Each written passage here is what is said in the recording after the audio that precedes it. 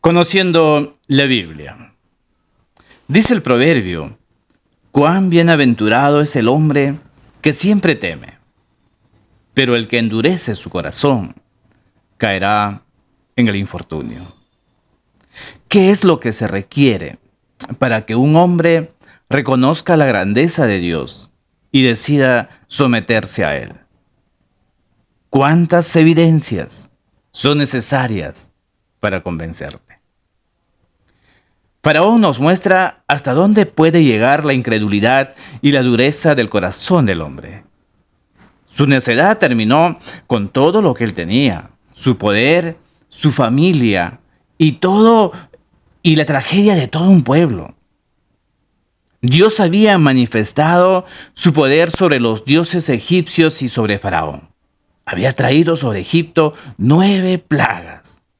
Pero aún así, Faraón endureció su corazón a la voluntad de Dios.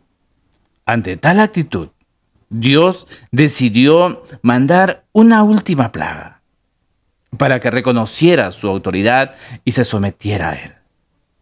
Éxodo capítulo 11, verso 1. Jehová dijo a Moisés: una plaga traeré aún sobre Faraón y sobre Egipto, después de la cual él os dejará ir de aquí. La Biblia muestra 2 causas del juicio sobre Egipto: la rebeldía de Faraón hacia Dios y el propósito de Dios para con su pueblo. Faraón rechazó la autoridad de Dios. A pesar de las claras evidencias y numerosas pruebas, la insensatez de este hombre lo llevó a rechazar y someterse a la autoridad de Dios. Su palabra dice: cuán insondables son sus juicios e inescrutables sus caminos. Dios usó estos eventos para manifestar su poder y mostrar su gloria. Faraón no se oirá, dice, para que mis maravillas se multipliquen en la tierra de Egipto, le dijo a Moisés en el verso 9. Podemos ver 2 aspectos de la soberanía de Dios. El faraón, que a pesar de sus esfuerzos no pudo interponerse a los planes de Dios, pero fue un instrumento en las manos de Dios que resultó en el logro de su voluntad divina. Sin embargo, el faraón no pudo haberle atribuido la responsabilidad de sus actos a Dios, diciendo que fue obligado por él a actuar en contra de su propia voluntad. El faraón hizo lo que quiso. Él hizo lo que él quiso. Al actuar en forma negativa, Dios endureció cada vez más su corazón. Y Faraón terminó pagando el precio de su propio pecado. Hoy muchas personas conocen la verdad, entienden la gravedad de su pecado y saben que Cristo es quien puede salvarlos si creen en Él. Pero aún así lo rechazan. Endurecen sus corazones ante Dios. Ellos también serán condenados. Mi amigo, si aún no has aceptado a Cristo como tu Salvador, es tiempo de hacerlo. Jesucristo dio su vida para darnos vida eterna junto a Él. Dice el libro de Éxodo en el capítulo 12, en el verso 1, habló Jehová a Moisés y a Aarón en la tierra de Egipto, diciendo. Y empieza viniendo de una serie de acontecimientos. Y el verso 11 dice, y va a hablar sobre la Pascua. Empieza a hablar sobre la Pascua y de cómo tenía que venir el juicio sobre Egipto, pero había un propósito mayor: probar la fe y la obediencia de Israel hacia Dios. Y va a seguir diciendo ahí en ese capítulo, y va a dejar instrucciones que debían de obedecer. Los preparativos de todo tenía un mandato divino. Y en el verso 3 dice, hablad a toda la congregación de Israel diciendo, en el 10 de este mes, tómese cada uno un cordero según sus familias, de los padres, un cordero por familia. Mas si la familia fuere tan pequeña que no baste para comer el cordero, entonces él y su vecino inmediato a su casa tomarán uno según el número de las personas, conforme al comer de cada hombre. Haréis la cuenta sobre el cordero. El animal será sin defecto, macho de 1 año lo tomaréis, y de las ovejas o de las cabras. Y los guardaréis hasta el día 14 de este mes, y lo inmolará toda la congregación del pueblo de Israel entre las 2 tardes. Y tomarán de la sangre, y lo pondrán en los 2 postes y en el dintel de las casas, en que lo han de comer. Y aquella noche comerán la carne asada al fuego, y panes sin levadura, con hierbas amargas, lo comerán. La redención de Israel estaba basada en el sacrificio de un cordero sin defecto y la aplicación de su sangre a la puerta de sus casas. El cordero tenía que ser perfecto para que Dios lo aceptara. Este animal sacrificado vendría a ser un sustituto por el primogénito de cada familia, mismo que merecía morir por su pecado. El cordero, pues, representa a Cristo. Ningún pecador podría morir por el pecado del hombre. Solo Jesucristo, el cordero sin defecto, pudo hacerlo. La sangre era una señal para ellos. Dios no los salvó de los egipcios por ser mejores que ellos, sino porque le creyeron y se sometieron a su autoridad. Al ver la sangre, Dios pasó de largo. En cambio, donde no había sangre, Dios quitó la vida a los primogénitos. Israel no merecía la salvación. Eran tan pecadores como los egipcios. Sin embargo, Dios, por medio de su gracia, les salvó a través de la sangre derramada de un cordero. Jehová les dijo que aceptaría esta sangre para preservarles la vida. Y los que confiaron en su palabra, mataron al cordero y marcaron con sangre sus puertas, como les fue indicado, y así Dios les salvó del juicio. Hermanos, esta ilustración de la salvación en el Éxodo nos enseña que Dios no lleva a cabo su voluntad conforme a los deseos nuestros o nuestros planes. Él la cumple a su manera. Exige que para recibir su bendición confiemos en Él y le obedezcamos. Obedezcamos sus mandatos. Y al someternos a su plan revelado, Dios lleva a cabo su voluntad en nosotros. Tendríamos que preguntarnos, ¿qué área de mi vida debería cambiar para experimentar la bendición de Dios? Dice el verso 14 del capítulo 12, y en este día, dice, os será en memoria y lo celebraréis como fiesta solemne para Jehová durante vuestras generaciones. Por estatuto perpetuo lo celebraréis.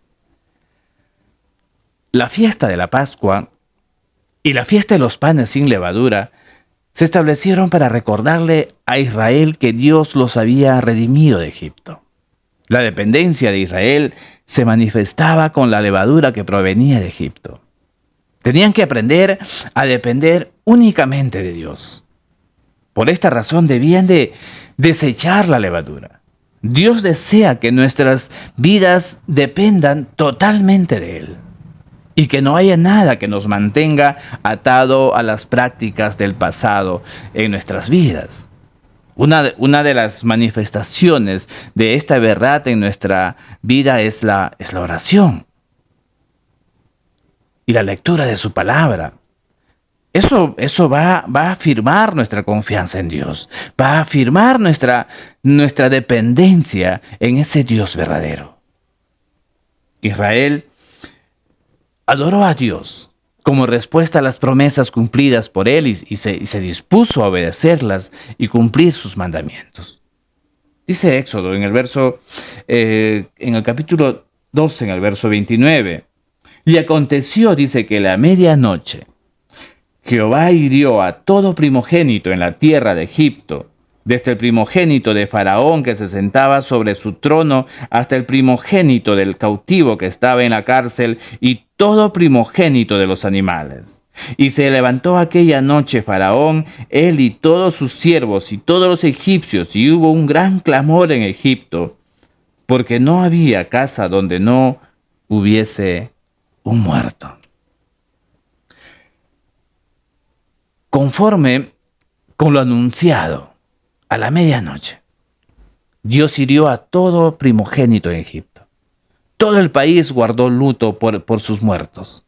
Solo así, Faraón se rindió y les permitió salir de Egipto. Todos los egipcios deseaban que los israelitas salieran pronto, antes de que sucediera algo peor. Antes de salir, los israelitas pidieron ropa, oro y plata. Y los egipcios no dudaron, no vacilaron para ayudarles y darles lo que pedían, ya que Dios de antemano había preparado sus corazones. ¿Te das cuenta, mi hermano? Todo se trata de Dios. Todo se trata de Dios. Dios cumplió su promesa a sacar a su pueblo después de 430 años de permanecer ahí. Habían entrado únicamente 70 hombres. ¿Te acuerdas que hablamos de eso? Pero salieron alrededor de 600,000, además de sus familias y posesiones. Y Dios los había preparado en Egipto para una nueva vida. Los engrandeció y los preparó para que vivieran en una nación en la tierra que les había prometido. Dios les dio algunas normas para las futuras celebraciones de la Pascua. Solo podrían participar de la fiesta las familias en las cuales los varones habían sido circuncidados. Se supone que todo israelita ya habría cumplido con esta señal. Los extranjeros y circuncisos quedarían excluidos. Desde luego que un extranjero podía ser circuncidado y así participar también. De esta manera, los advenedizos podrían llegar a identificarse con el pueblo de Dios, debido a que la circuncisión era una señal que caracterizaba a quienes sostenían una relación con Dios por medio de los pactos. Solamente las personas circuncidadas gozaban del derecho de participar en la celebración. La fiesta reunía exclusivamente a quienes a través de los pactos habían entablado una relación con Dios. Interesante. Nos va a ayudar a entender la gracia de Dios. Mira lo que dice Éxodo en el capítulo 13, en el verso 1 y 2. Dice, Jehová habló a Moisés diciendo, conságrame todo primogénito, cualquiera que abre matriz entre los hijos de Israel, así de los hombres como de los animales, mío es. Moisés explicó lo que Dios había establecido para recordarles su obra en favor de ellos. Cada primogénito de Israel tenía que ser considerado como propiedad de Dios. El primogénito israelita era tan digno de la muerte como el primogénito egipcio. Sin embargo, Dios había provisto salvación del juicio para los primeros. Por esta razón, todos los primogénitos le pertenecían a Él. Y es el cuidado de Dios al corazón del hombre, que fácilmente que fácilmente olvida de Dios, de dónde Dios lo sacó. Tristemente, solo basta un ejercicio de autoridad para hacer hinchar la carne y olvidar que de nada, que nada te diferencia de aquel perdido, de aquel pecador, de aquel incrédulo o de aquel hombre que batalla con las cargas de la vida. Y hombres que en nombre de una autoridad se coronan de juicios y razonan de intocables. Dice el verso 14. Y cuando mañana te pregunte tu hijo diciendo, ¿qué es esto? Le dirás, Jehová nos sacó con mano fuerte de Egipto, de casa de servidumbre. La fiesta representaba un continuo recuerdo de este evento. A causa de la gran obra de Dios en su favor, ellos son suyos y deben someterse a Él. Mi hermano, la fe y la obediencia son requisitos indispensables. La redención de los primogénitos era un símbolo para recordarles que todo lo que tenían pertenecía a Dios. Sin la intervención divina, ellos hubieran permanecido esclavos bajo el yugo egipcio. Mi hermano, la historia del Éxodo demuestra la gran deuda que tenemos para con Dios. No nos libró de la esclavitud para que hiciéramos lo que nos da la gana. Nos libró de la esclavitud para que le sirviéramos. También a nosotros, hoy, Dios nos pide esta clase de fe. No merecemos su salvación. Sin embargo, la sangre de Cristo basta para pagar el precio de nuestro pecado. Si confiamos en lo que Dios dice, podemos aceptar a Cristo y recibir su salvación en base a su gracia. Juan el Bautista